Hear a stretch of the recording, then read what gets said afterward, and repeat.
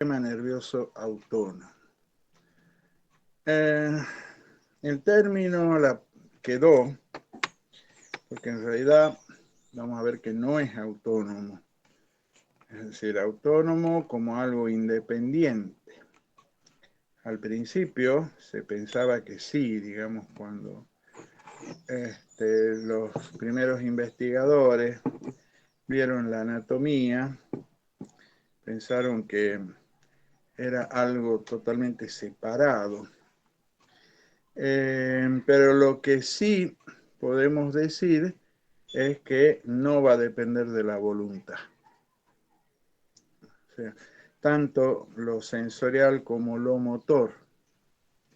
Ya vamos a ver cuáles son las funciones del sistema nervioso autónomo.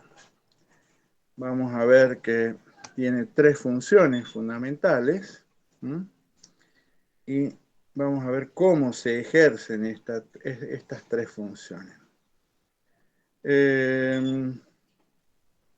La división tradicional del sistema nervioso en somático o de relación y autónomo o visceral, si bien tiene algún valor didáctico, no es real.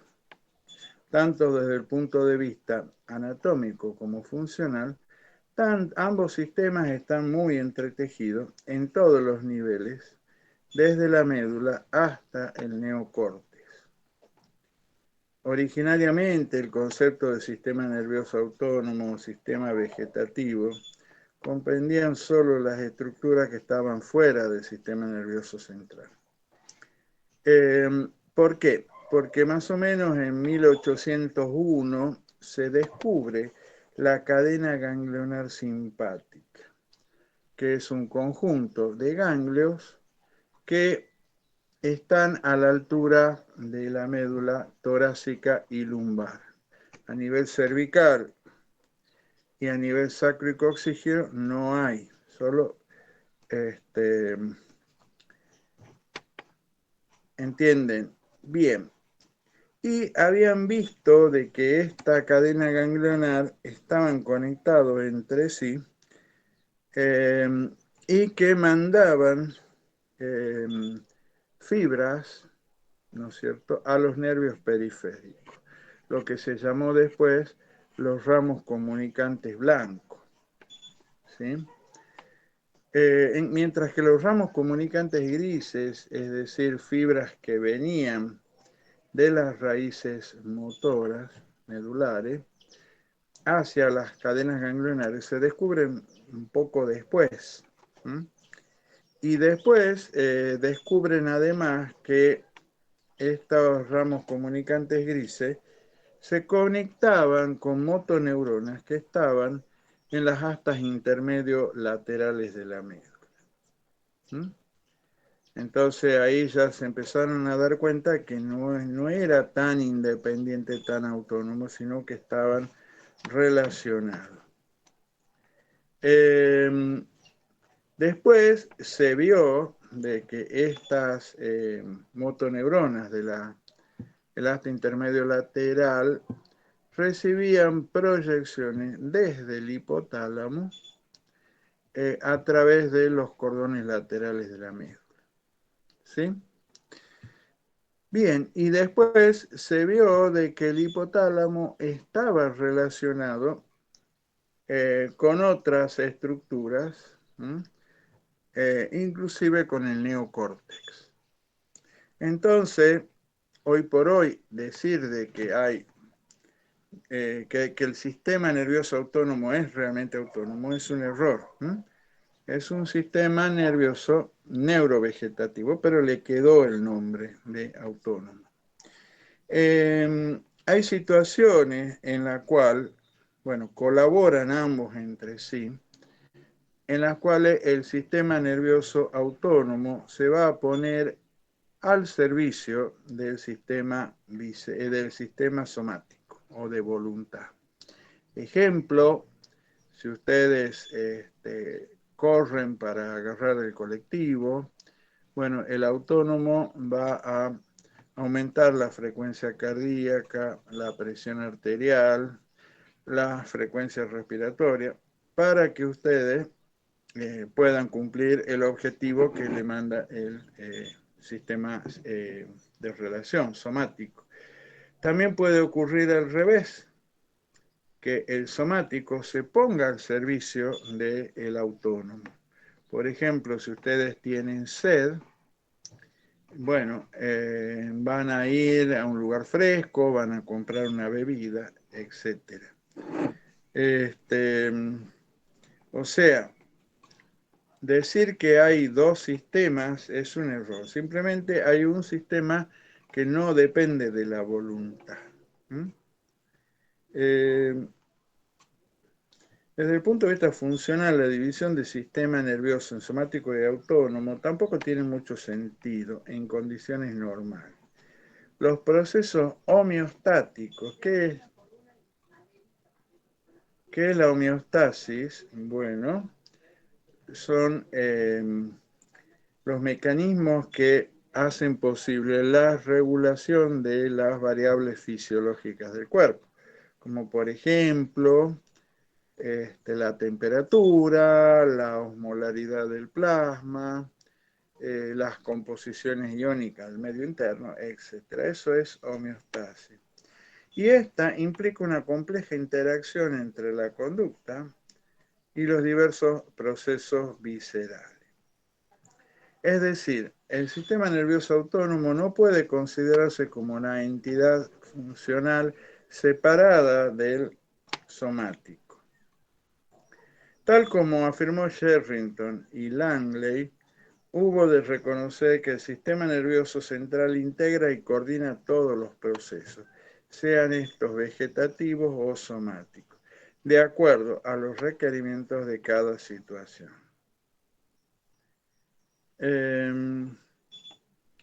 Bien, por ejemplo, podemos producir artificialmente, estimulando ciertas zonas del sistema nervioso central, cambios en la frecuencia cardíaca o respiratoria, pero en situaciones normales estos cambios no ocurren en forma aislada.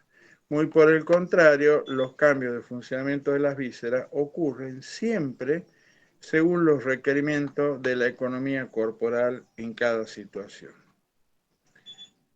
Así, hay situaciones en que los cambios fisiológicos de los órganos internos ocurren en función de los requerimientos del somático, que ya les comenté, o en el requerimiento del autónomo. Le dio el ejemplo del día caluroso o correr para alcanzar el colectivo. No tiene sentido didáctico entonces distinguir entre somático y autónomo. Tenemos un solo sistema nervioso que mantiene la hemostasia corporal coordinando los procesos internos con las interacciones del organismo con su medio externo. Bueno, todo eso ya lo entendemos. Después, en 1905, Langley, que fue uno de los que hizo contribuciones importantes en este campo, divide al sistema autónomo en dos subsistemas. Uno le llama simpático y otro le llama parasimpático. Estos dos actúan en forma antagónica. Siempre que uno, por ejemplo, si el simpático acelera, digamos, la frecuencia cardíaca, el parasimpático la va a disminuir. Si el simpático dilata, por ejemplo, los bronquios, el parasimpático los va a contraer. O sea, siempre son funciones opuestas. Otra de las características del sistema autónomo en bloque es el hecho de que hemos podido estudiar en forma bastante precisa la organización motora eferente periférica. ¿Sí? Sabemos cómo está organizado ambos, el simpático y el parasimpático. Pero la organización aferente, o sea, la parte sensorial, muchas veces es prestada del somático. A veces existen vías aferentes autonómicas o viscerales propias y otras veces son prestadas y a veces son desconocidas. Un ejemplo de una vía aferente prestada sería el reflejo fotomotor. Si nosotros recibimos más luz sobre las... entonces vamos a contraer la pupila. ¿Y cómo ocurre esto? Bueno, la vía aferente es directamente el segundo par, ¿no es cierto? La retina, quiasma, cuerpo geniculado, y de ahí se van a proyectar fibras hasta un núcleo parasimpático que se encuentra a nivel diencefálico, el núcleo de Eddington-Wedgwood, el cual va a su vez a proyectar fibras parasimpáticas a través del tercer par que van a ingresar a la órbita, a través de los ganglios ciliares cortos, van a contraer la pupila. Ahí la vía aferente es prestada, no hay una vía aferente exclusiva para el reflejo fotomotor. Es decir, la distinción entre simpático y parasimpático no se aplica a las fibras aferentes. Por ello, cuando se habla de las aferencias, se habla de aferencias viscerales o de impulsos aferentes viscerales a secas para evitar esta dificultad. Bien, ya hemos hablado de que ejercen acciones antagónicas. La distinción entre simpático y parasimpático es aún más difícil en lo que se refiere a niveles rostrales del sistema nervioso central, como ser la formación reticular, el hipotálamo o la corteza. Es importante tener en cuenta que en la mayor parte de los casos ambos sistemas colaboran, no se oponen, a pesar de sus efectos antagónicos en varias funciones. Ambos regulan la función visceral, asegurando un ajuste apropiado del funcionamiento de diversos órganos. Esta influencia no se limita al ajuste de una división en desmedro de la otra, sino, por ejemplo, si yo tengo la presión alta, vamos a tener una disminución de la actividad simpática y un aumento de la actividad del parasimpático. Ambos van a regular, con lo cual la frecuencia cardíaca, la fuerza de contracción, el gasto cardíaco y la presión arterial van a bajar. ¿Sí? ¿Se entiende esto hasta acá?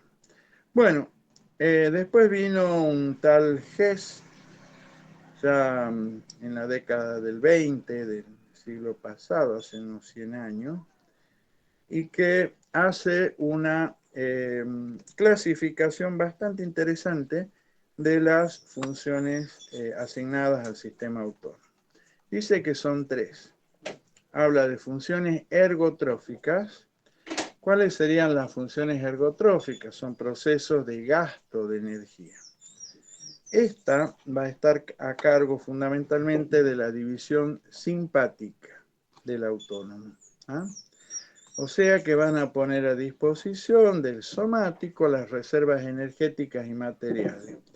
Hay una activación selectiva de los órganos viscerales, cuyo resultado es un aumento de la capacidad de todo el sistema somático para reaccionar adecuadamente al mundo externo. Por ejemplo, va a inducir a que el hígado aumente los niveles de glucosa en sangre, también va a redistribuir el flujo sanguíneo, es decir, se incrementan las posibilidades de respuesta, tanto sensoriales, motoras y psicológicas.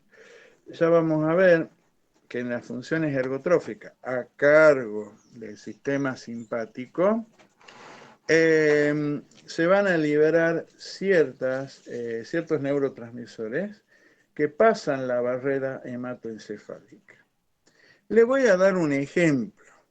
A veces los ejemplos quedan. Un ejemplo que me pasó a mí, para que se entienda cómo sería en este caso. Yo me iba de vacaciones, tenía que llegar a Bahía Blanca, y eran las 9 de la mañana, había mucho sol, y yo estaba hecho fruta. O sea, ya quería tirarme a descansar a donde sea. Iba por la pampa, no había un árbol. En eso veo unos árboles del otro lado de la ruta. Agarro, me meto, me estaciono el auto, digo, qué lindo, voy a tirar una colchoneta en el piso, me tiro a dormir. Cuando bajo, habían espinas, unas tremendas espinas por todos lados. Miro los neumáticos del auto, clavados espinas toda la vuelta a los 4 neumáticos. Empecé a insultar, digo, perdón que hable, diga mala palabra, la puta que la parió, me voy a quedar en llanta, estamos en medio de la nada, bla, bla, bla, bla. Agarré, pum, barrí todas las espinas, las saqué las más que pude, salí con el auto, me estacioné en la ruta al frente, revisé los neumáticos, bueno, digo, acá tenemos un pueblo cerca, y seguí andando así, mirando los neumáticos. ¿Qué creen que me pasó? Me faltaban 3 horas para llegar. Automáticamente se me fue el sueño, se me fue el cansancio, todo. ¿Por qué? Porque tuve una activación del sistema simpático. Ese es un típico ejemplo, ¿de qué doy ejemplo? De funciones ergotróficas. ¿Ah? Acá, digamos, a cargo de la división simpática. ¿Cuál sería la función estrofotrófica? Son, por el contrario, los procesos de restauración de energía, a cargo fundamentalmente de la división parasimpática del autónomo. Estas funciones se van a relacionar con los procesos de asimilación y restitución de la energía celular. Se incrementa la actividad de ciertos órganos viscerales con el objetivo de realizar procesos asimilativos y anabólicos en células y tejidos. Son estados trofotróficos, la digestión y el sueño. Durante el sueño, ¿no es cierto?, que no se entiende para qué dormimos, entre paréntesis, ¿no es cierto?, hay muchas teorías. Y durante la digestión tenemos procesos de reparación. De hecho, durante el sueño, la presión arterial y la frecuencia cardíaca van a bajar, sobre todo durante la fase de sueño profundo y la fase REM. Eso se ha demostrado con los monitoreos de presión. También yo suelo indicar, digamos, en pacientes hipertensos, para determinar su presión arterial basal, tomarla apenas se despiertan y antes de levantar, porque ahí van a tener la presión basal. Cuando ustedes empiezan con el trajín del día, seguramente la presión va a tender a aumentar en forma fisiológica. Las terceras son las funciones endofilácticas. Tienen que ver con la homeostasis, es decir, proteger el medio interno de la sobrecarga. Y ya les comenté a qué se refería. Mantener estables todas las variables fisiológicas. Por ejemplo, la termorregulación, la regulación de la cantidad de líquidos corporales, la osmolaridad del plasma, el pH del plasma. Todas esas son funciones endofilácticas y tienen que ver con la homeostasis. Bueno, en cuanto a la anatomía del autónomo, vamos a repasar brevemente a nivel periférico y central. A nivel periférico, ya vamos a ver ahora enseguida, que difieren bastante el simpático y el parasimpático. El simpático está a cargo de una cadena ganglional toracolumbar, que recibe inervación de las motoneuronas que se encuentran en las astas intermedio-laterales de la médula a esos niveles a través de una rama comunicante gris. Y van a proyectar a través de los nervios raquídeos hacia los órganos efectores, siendo su pregangliónica corta y la posgangliónica larga. Mientras que el parasimpático es cráneo sacra. Es decir, los pares craneales que llevan información autonómica son todos parasimpáticos. Ejemplo, el tercer par, el noveno, el décimo, bueno, hay varios, ¿de acuerdo? Después a nivel central tenemos 4 distintos niveles de integración o coordinación autónoma. Una se da a nivel espino-rombomesencefálico, es decir, médula y casi todo el tronco hasta los pedúnculos cerebrales. Acá aparecen reflejos autónomos desde la vejiga hasta la pupila y desde la médula sacra hasta el cerebro medio.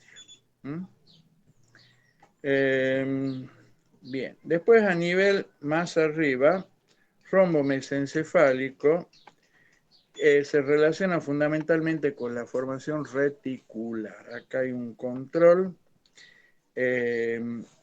Por ejemplo, la reticular, ya hemos hablado cuando vimos coma, tiene funciones de activación cortical, también recibe información somatosensorial y también tiene un control del tono. Y también tiene control del sistema autónomo. O sea, la formación reticular es una estructura extremadamente compleja donde se encuentran mezcladas sustancia gris con blanco, son todas neuronas de axones largos. Bueno, y están muy relacionados con el autónomo. Fíjense en la reticular, me hace despertar y dormir, me maneja el tono muscular, me maneja, bueno, un montón de otras cosas. Ya hablamos que es capaz de analizar los estímulos sensoriales relevantes para que la corteza le dé atención. Bueno, todo eso hace la reticular. Después, más arriba, tenemos el centro integrador hipotalámico, hipotálamo hipofisario, que ya vamos a mencionar. ¿Sí? Y después tenemos estructuras a nivel del rinencéfalo o archipalio o cerebro olfatorio, que es el más viejito, que en el hombre son poco relevantes, y a nivel de la corteza, también se han documentado áreas a nivel del lóbulo parietal izquierdo que tienen mucha influencia sobre el autónomo, sobre todo con la parte, ¿cómo se dice? De manejo neurovegetativo sería, pero particularmente la parte de vasodilatación, por ejemplo. Las reacciones que muchas veces tenemos de rubor ocurren a este nivel. Bueno, ahora les voy a mostrar un poco cómo está organizado el simpático y el parasimpático y qué funciones tienen en cada uno de los órganos. A ver, espérenme un segundo, estoy buscando una figura acá. Acá está. Vamos a achicarla para que entre. Achícate, achícate, achícate. Bien. Como yo no tengo otra forma lo voy a sostener al celular. Y le voy a ir señalando, ¿ok? Bueno, vamos a cambiar entonces la cámara.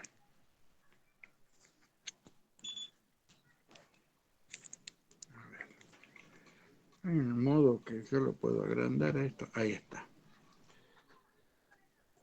Bueno, ¿lo están viendo claramente o no? Hola. Alguien conteste. Ahí sí, profe. Sí, Bueno, profe, sí se ve. perfecto.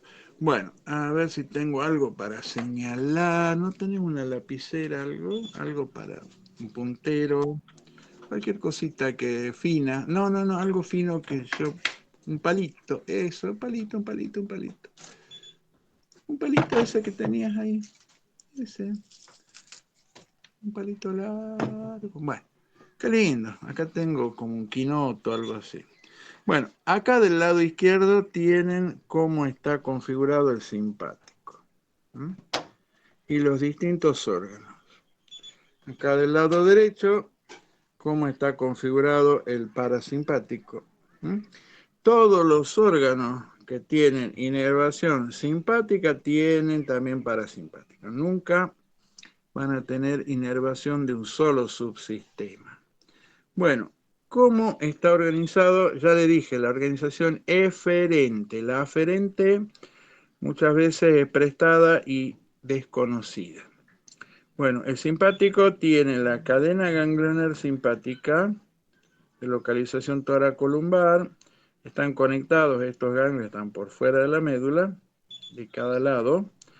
Y tienen los ramos comunicantes grises acá y los ramos comunicantes blancos que van a ir a los nervios periféricos, inervando los distintos órganos, que ya vamos a ver cuáles son.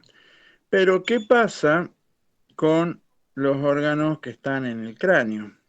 Bueno, para eso existe una cadena que se prolonga, ¿no es cierto?, a través de ganglio cervical y el ganglio estrellado que están en la cúpula del pulmón y van a hacer un trayecto recurrente y de ahí van a inervar, por ejemplo, el ojo, las glándulas salivales.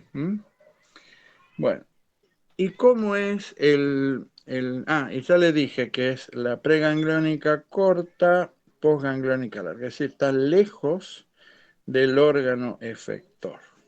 ¿Ah? Ese es el simpático. El parasimpático es cráneo sacra. Parte craneal van a corresponder a los pares craneales tercero, séptimo, noveno, décimo, que todos van a llevar fibras parasimpáticas. ¿Mm? El décimo es un campeón porque inerva una gran cantidad de órganos torácicos y abdominales. Y luego acá tenemos un plexo sacro cerca del final de la médula que va a formar un nervio pélvico que va a inervar algunos órganos, ¿eh? Que ya vamos a ver cuáles son. En el caso del parasimpático pasa al revés. Tiene una pregangliónica larga y una posgangliónica corta. Es decir, las motoneuronas efectoras están muy cerca del órgano efector y a veces dentro de él. Un ejemplo de esto son los plexos mientéricos de Auerbach y submucosos de Meissner, que se encuentran a lo largo de todo el aparato digestivo, esófago, estómago, intestino, colon. ¿De acuerdo? Bien. Ahora veamos un poco cómo son los efectos sobre los distintos órganos. Para entender esto, podemos imaginar una situación en la cual nos encontramos de lucha o huida. Una situación donde tenemos riesgo, por ejemplo. ¿Mm? Entonces, vamos a ver, ¿qué ocurriría a nivel de la pupila? Si yo tengo que pelear o estoy en una situación de riesgo y se activa el sistema simpático, ¿la pupila se va a dilatar o se va a contraer? Yo necesito que entre más luz, entonces lo más probable es que se tenga que contraer. ¿Mm? ¿Qué va a pasar con las glándulas salivales, por ejemplo? ¿Voy a pensar en comer si yo estoy en una situación de riesgo de vida? No. Entonces me van a inhibir a la secreción salival, por ejemplo. ¿Ah? ¿Qué ocurriría, por ejemplo, veamos los órganos torácicos? ¿Mm? Veamos la vía aérea, la tráquea, los bronquios. Si estoy en una situación así, entonces yo necesito la mayor cantidad de entrada de aire. Entonces el simpático va a tener un efecto de broncodilatación. ¿Ah? ¿Qué va a hacer a nivel del corazón? Bueno, yo necesito mayor gasto cardíaco. ¿Mm? Entonces me va a aumentar la frecuencia cardíaca, la presión arterial. ¿Ah? ¿Qué va a pasar con la amplitud respiratoria? Y bueno, va a aumentar la amplitud respiratoria. Yo necesito ver mejor, tener más sangre disponible y oxigenar mejor. Entonces, todo eso va a hacerlo el simpático ante una situación de lucha o huida. ¿Qué va a pasar acá con los órganos abdominales? ¿Mm? A nivel del estómago, ¿voy a pensar en comer? No, me va a inhibir la secreción de ácido clorhídrico. A nivel de, por ejemplo, del hígado, va a inducir que se produzca mayor cantidad de glucosa, que es combustible para el músculo y para el cerebro. ¿Mm? El hígado tiene reservas de glucosa, por ejemplo. ¿Mm? Bueno, me va a inhibir la secreción de enzimas pancreáticas y de bilis. ¿Y qué va a pasar con el nivel del intestino? Bueno, va a disminuir el peristaltismo o los movimientos de onda que tiene todo el aparato digestivo. ¿De acuerdo?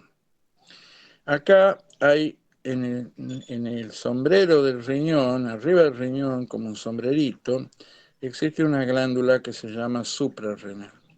La suprarrenal es muy particular porque directamente es las neuronas ganglionares que han migrado y se han ubicado ahí. Y las glándulas suprarrenal van a producir, la médula va a producir catecolamina y la corteza va a producir corticoides. ¿Mm?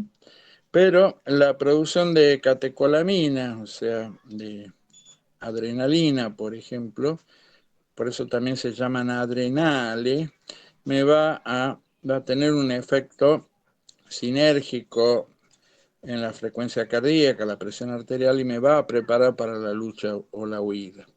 Bueno, va a disminuir entonces el peristaltismo a nivel colónico, ¿sí? ¿Qué va a pasar a nivel de la vesícula biliar? Perdón, de la vesícula no, de la vejiga. Bueno, ¿voy a pensar en orinar en ese momento? No. Entonces, la va a relajar a la vesícula y va a mantener el tono de los esfínteres. ¿Qué va a pasar con los órganos genitales? Si yo estoy en esa situación, ¿voy a pensar en tener sexo? No. Entonces, va a producir pérdida de la capacidad de erección del pene y de lubrificación en la mujer. ¿Sí? Ahora, si uno ve el parasimpático, los efectos son totalmente contrapuestos. Es lo mismo que les dije, pero al revés. ¿Alguna pregunta de esto? Hola. No por ahora, por mi parte. No, profe. No por ahora. Bueno. Ahora veamos. Bueno, acá tienen, por ejemplo, lo que les decía. Como los comunicantes grises y comunicantes blancas en la cadena ganglionar. Y como no siempre va a seguir, o sea, puede llegar a un ganglio, subir y salir porque está más arriba, o incluso pasar de largo. O sea, no siempre está perfectamente organizado. Bueno, esto es una estructura del hipotálamo. Yo acá destaco una cosa nada más interesante. El hipotálamo tiene dos núcleos. Bueno, ya vamos a hablar cómo realiza el control, porque es el centro integrador del sistema autónomo. Todo tiene como perteneciente al sistema nervioso central, que se encuentra en el piso del tercer ventrículo, barrera hematoencefálica, a excepción de dos núcleos, que son el núcleo supraóptico y paraventricular. Estos núcleos no tienen barrera y son los encargados de censar la bioquímica sanguínea. Por ejemplo, el pH de la sangre, la concentración de dióxido de carbono, como así también la osmolaridad del plasma, etc. El hipotálamo actúa de dos formas. Su principal mecanismo de acción es humoral, o sea, a través de hormonas. Para hacer esto, tiene esclavizada una glándula que es la hipófisis, que ya vamos a ver cómo funciona. Pero también el hipotálamo tiene un control neurogénico, proyectando a través de los cordones laterales de la médula a las motoneuronas que están en las astas intermedio-laterales. Esto, por ejemplo, tiene que ver, entre otras cosas, con la constricción periférica y por ende la pérdida de calor y la termorregulación. Si ustedes tienen una lesión, por ejemplo, de los cordones laterales de la vía esa descendente, van a tener y se pierde el control hipotalámico, van a tener un estado llamado poiquilotermia en el cual van a sobrecalentarse o enfriarse en demasía, dependiendo de la temperatura ambiente, como los animales de sangre fría. Eso es una de las tantas complicaciones que da, por ejemplo, una lesión medular, la poiquilotermia. Bien, hablemos ahora del sistema hipotálamo hipofisario.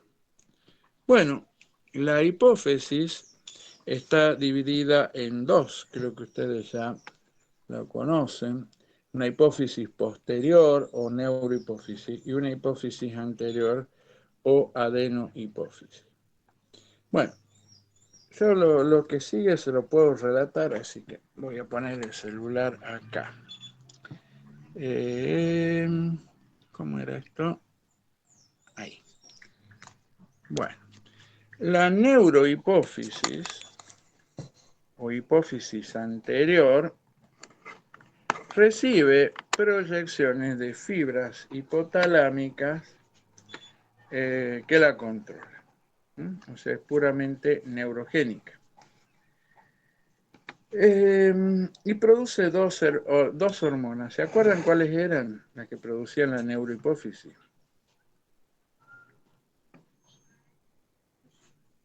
¿Cuáles eran?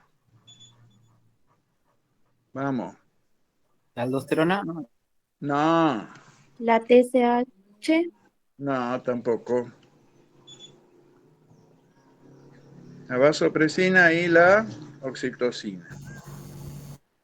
¿sí? La vasopresina, también llamada hormona antidiurética.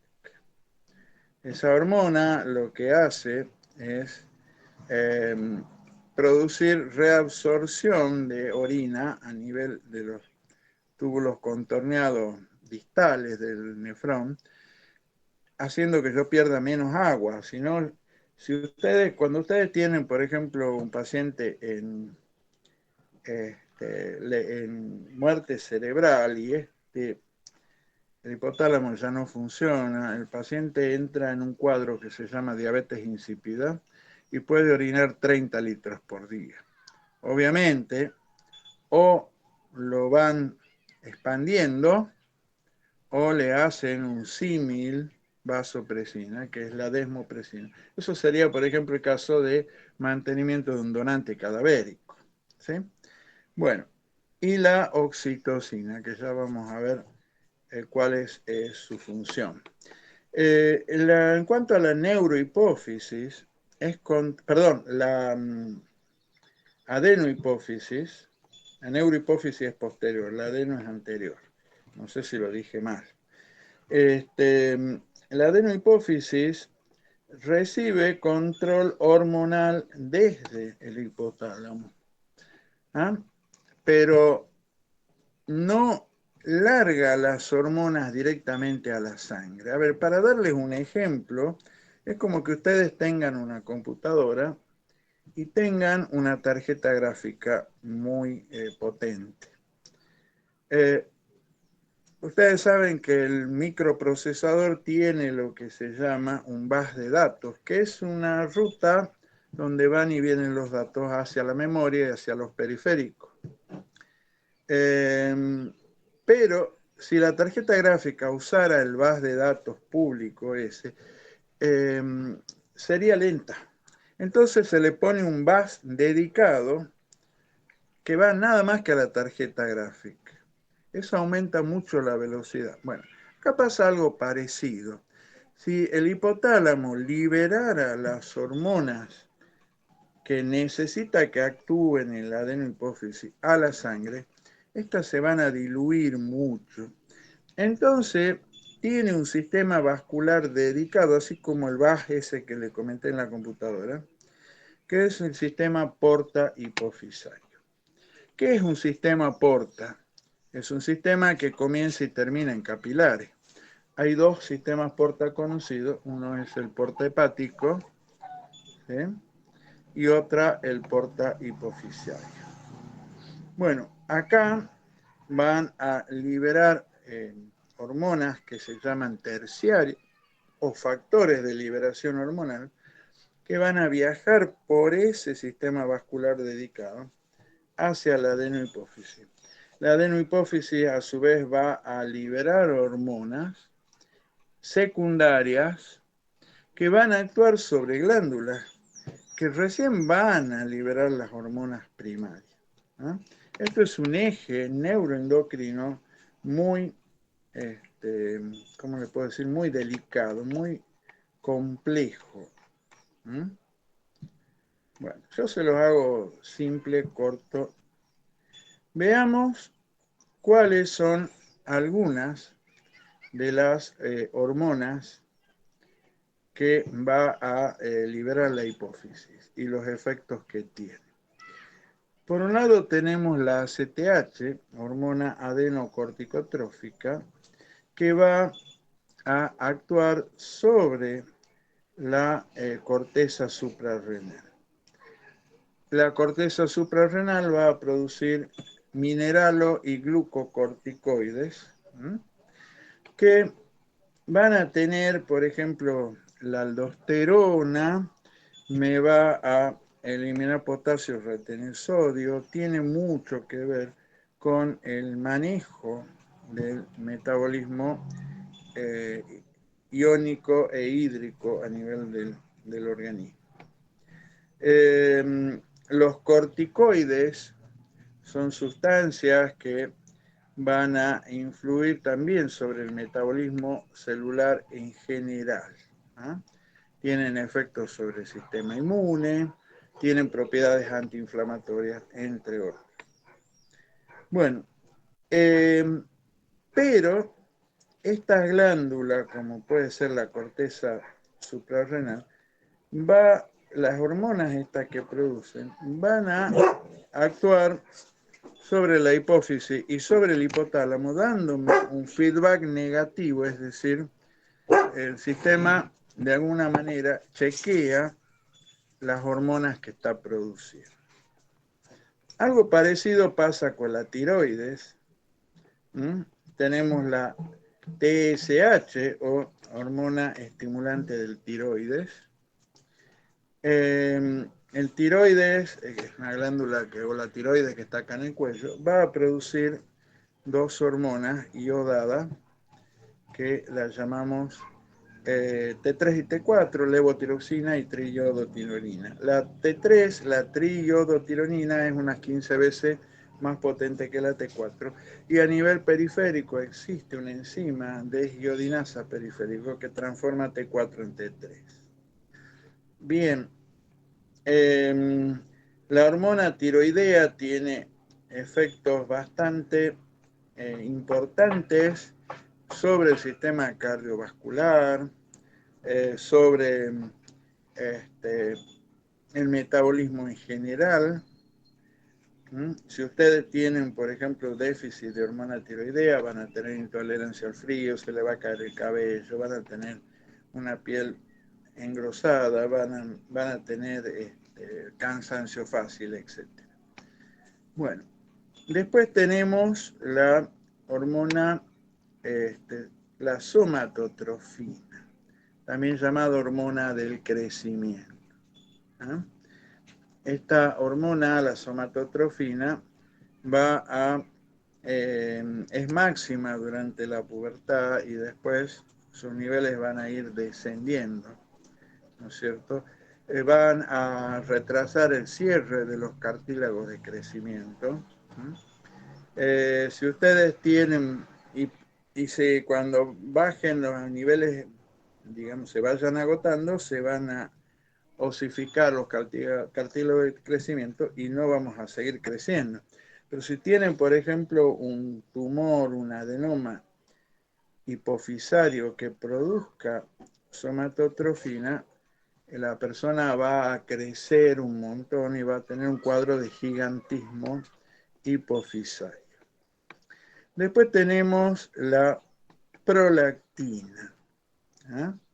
Prolactina. Esta induce la secreción de leche por la mama, sobre todo en la mujer.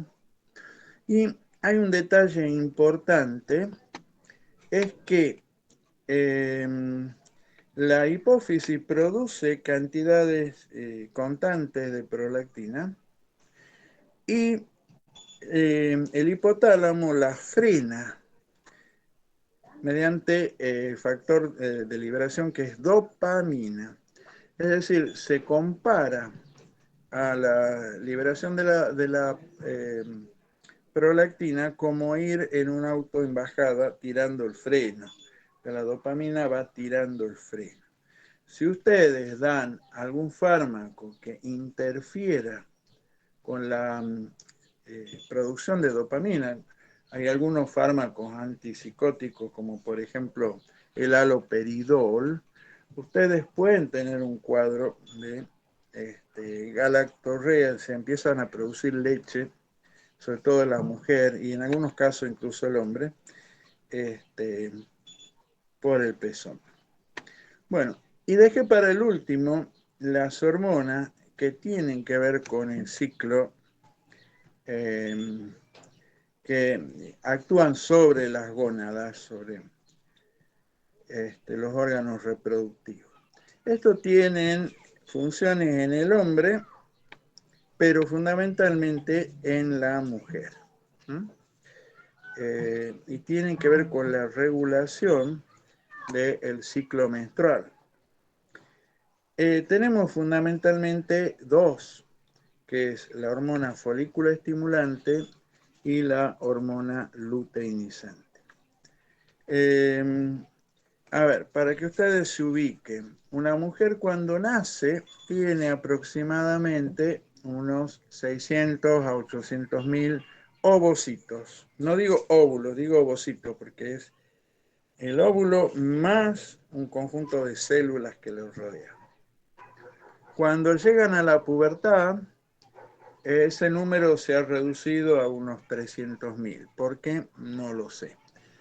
Después, en cada ciclo menstrual, cada vez que ovulan, digamos, que se da a la mitad del ciclo, día 15 aproximadamente, van a madurar no un ovocito, sino cientos o miles, pero solo uno va a llegar a eclosionar, ¿no es cierto? Y bajar por la trompa y eventualmente ser fecundado.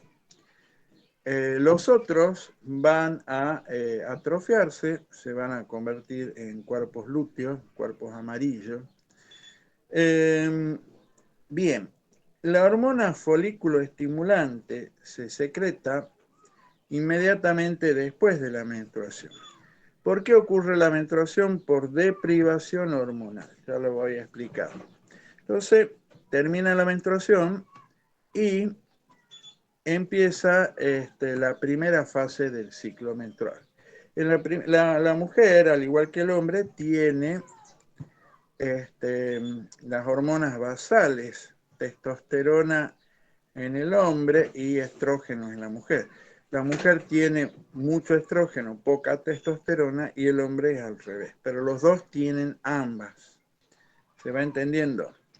Bien, pero hay una hormona que solamente existe en la mujer en la segunda mitad del ciclo, y porque es producido por esos cuerpos lúteos que hablábamos, cuerpos amarillos, ovocitos fecundados o no, que es la progesterona. La progesterona solo ocurre en la mitad del ciclo, en la segunda mitad del ciclo. Bueno, entonces la cosa viene así. Viene niveles bajos de hormonas folículo estimulante y van a madurar, como le dije, cientos o miles de ambos ovarios. Pero siempre hay uno que va ganando, tiene más receptores, por lo tanto va a cazar, digamos, más FSH, con lo cual va a crecer más y los otros se van a quedar, digamos, relegados hasta que este grande logra eclosionar, ¿no es cierto? Se produce la ovulación. Cuando esto ocurre, eh, por empezar, aparecen fenómenos eléctricos, aparece un potencial de acción ahí, se demostró, y inmediatamente empieza a producir, ese potencial de acción inhibe a la, no sé si inhibe a los otros o cómo es la cosa, pero empieza a producir progesterona. La progesterona lo que hace automáticamente bloquea a la FSH. Ya no se produce más FSH, los que no han eclosionado quedan ahí. A veces eclosionan dos y se da el embarazo gemelar, puede suceder. Bueno,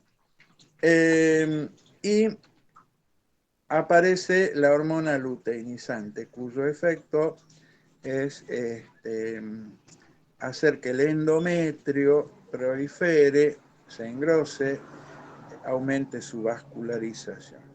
En el caso que se produzca, digamos, que se encuentre en el tercio superior de la trompa con el espermatozoide, es decir, la fecundación, este ovocito fecundado se va a empezar a dividir, va a descender y se va a implantar en el endometrio. ¿Eh? Y allí se inicia la vida humana. Si se implanta, sigue produciendo progesterona en niveles altos durante todo el embarazo, es decir, ya no hay posibilidad de nueva maduración de ovocitos porque ya se inhibe la FSH.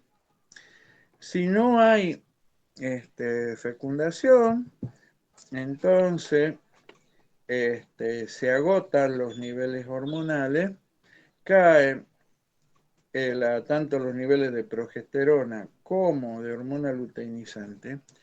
El endometrio, que es hormonodependiente, al sacarle el estímulo hormonal se va a atrofiar y va a descamar. Y eso es lo que constituye la menstruación. ¿De acuerdo?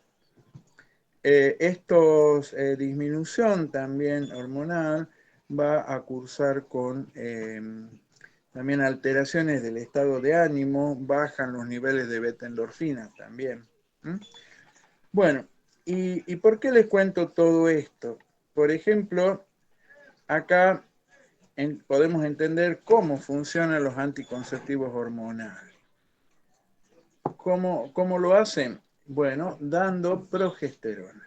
Niveles bajos de progesterona, desde el comienzo, van a inhibir la FSH, van a inhibir la maduración de los ovocitos y por ende la ovulación. Ahora, la pregunta que yo hago, ¿es el método anticonceptivo hormonal se puede usar forever? No. ¿Por qué?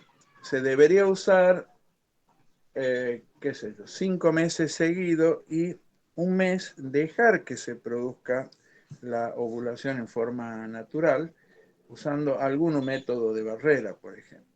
¿Sí? ¿Me van entendiendo? Otra cosa ¿se puede usar toda la vida? No. ¿Puedo darle anticonceptivos hormonales a una chica de 14 años? No es conveniente, porque no tiene maduro todo el eje neuroendocrino y yo le estoy alterando. Y esto mismo hablo del espanto que hacen de ponerle chip de progesterona a chicas de 12, 13, 14 años. Es una cosa espantosa para mí, desde mi punto de vista. Miren, yo puedo considerar que una gata, una perra, no es responsable de sus actos. Entonces le voy a castrar, le voy a dar anticonceptivo. Pero una chica, un humano, que yo tenga que hacer eso, a mí me parece espantoso. No sé si ustedes están de acuerdo. ¿Vos estás de acuerdo? No. Claro, pero es terrible. Es tratarla como un animalito. No, hay que darle, pobrecita, porque en cualquier momento la van a embarazar. Déjate de joder. Cuando lo correcto sería que vos le enseñés valores, la controlés, o no. Bueno.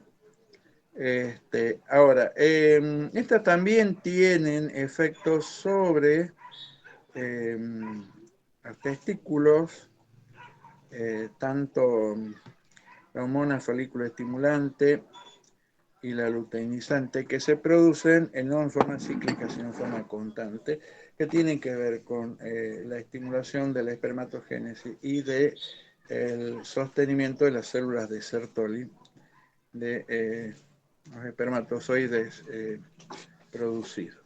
Bueno, ¿alguna pregunta de esto? Bueno, esto es todo lo que quería que sepan de autónomo. Estudien, por favor. Vamos muy rápido. Bueno, ahora la clase que viene vamos a empezar con métodos complementarios de diagnóstico. Profe, una consulta. ¿Cómo? Una pregunta sobre el sistema simpático. Decime. Como neurotransmisor, ¿utilizaría solo la adrenalina y la noradrenalina? Bueno, yo te explico. Naturales, simpáticos, la adrenalina, dopamina, adrenalina, noradrenalina. Pero existen muchos fármacos que tienen efectos similares o parecidos a estos neurotransmisores simpáticos, ¿no? Que se utilizan con ciertos fines. Por ejemplo, el salbutamol es broncodilatador. Hay drogas, la fenilefrina, la efedrina, que tienen efecto simpático mimético, ¿no? O sea que naturales son 3. Bueno, los dejo jóvenes y talentosos alumnos. Bueno, profe, nos vemos. Chao. profe, hasta luego. Vamos, profe. Y las notas, y las notas.